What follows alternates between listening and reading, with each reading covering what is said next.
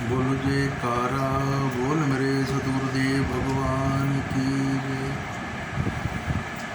मोरा हीरा हेराय गयो कचड़े में, मोरा हीरा हेराय गयो कचड़े में।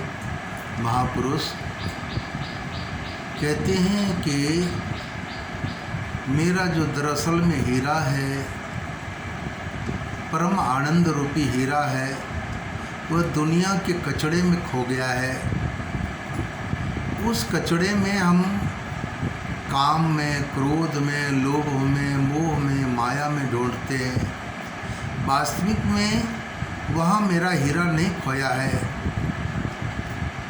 उस हीरे को इस वासनाओं में तो हम ढूंढ रहे हैं, लेकिन इस वासना में, मोह रूपी वासना में, काम रूपी वासना में, क्रोध रूपी वासना में उस सत्य को, उस परम तत्व को हम ढूंढते हैं।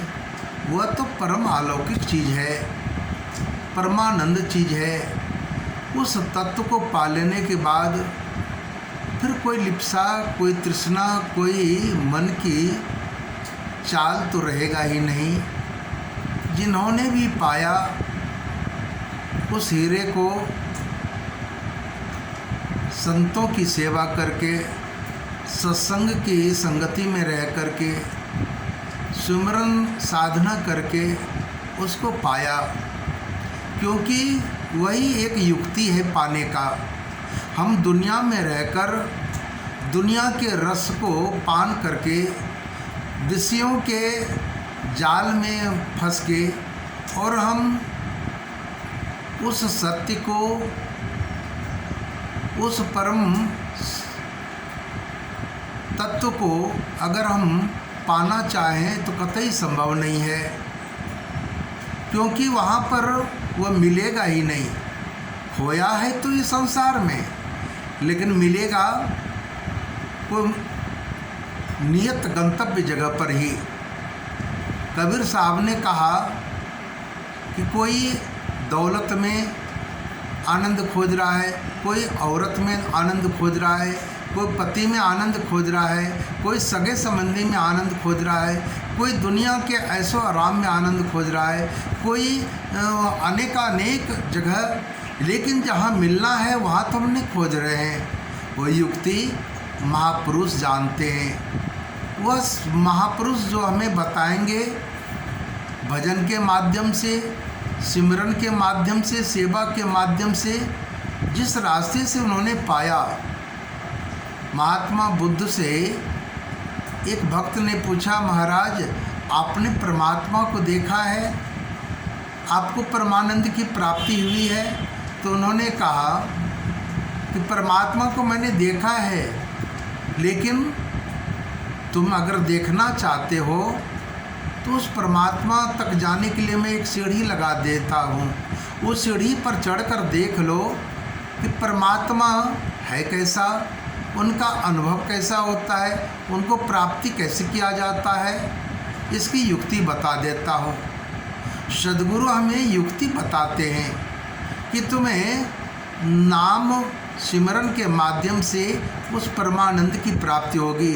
जो हीरा को हम खोज रहे हैं दुनिया में, वो कहीं और जगह है, और वो तब मिलेगा बाह्य दुनिया में नहीं, आंतरिक दुनिया में मिलेगा।